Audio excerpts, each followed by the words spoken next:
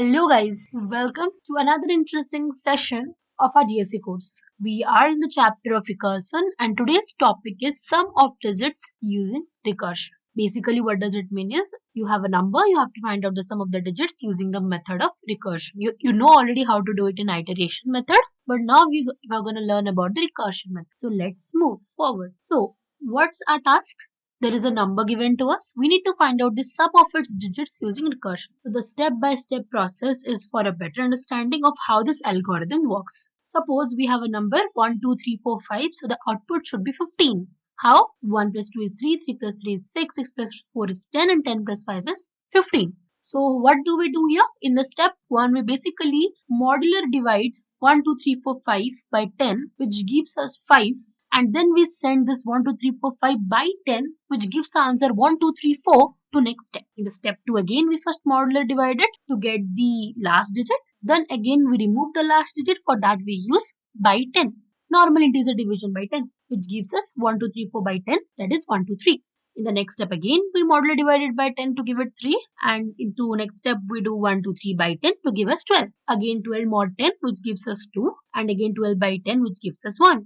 In the next step, 1 mod 10 equals to 1 and send 1 by 10 to next step, that is 0, and after which the algorithm stops. So this is the case where the algorithm stops, where you get the number or the outcome as 0. What do you do here in the recursion method? First we return 10 because 1, 2, 3, 4, 5 mod 10, that gives us 5.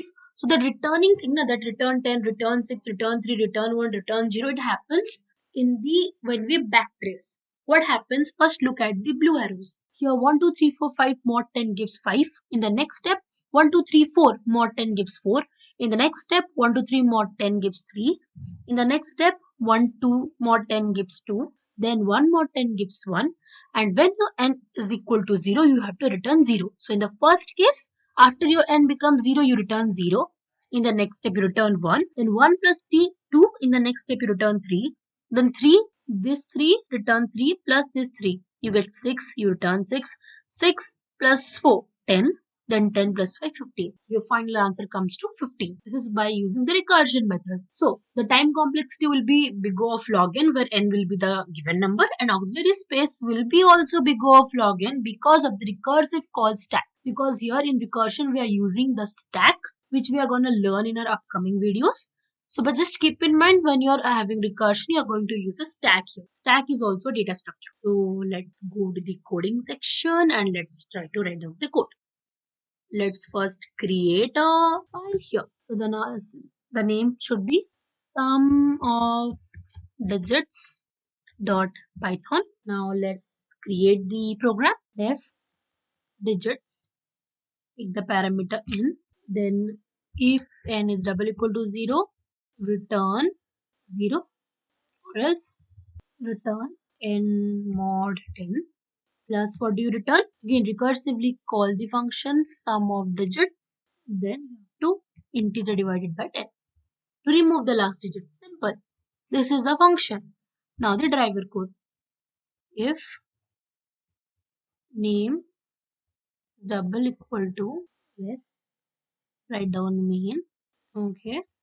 Then your, let's put the number num equal to 1, 2, 3, 4, 5. Result is equal to sum of digits. Let's take it as n, the parameter, or because we give it a num, so let's write it as num. Now let's print it. Print, put a literal sum of digits. Let's put it as num is your result. Okay, good to go. Let's save it and let's run it. See, you got the output of sum of digits of 1, 2, 3, 4, 5 is 15. So I hope this code was understandable to you. I hope this entire module was understandable to you. With this, I'll take you leave. Let's wrap up this session for today. Till then, keep coding, keep learning, and keep rocking.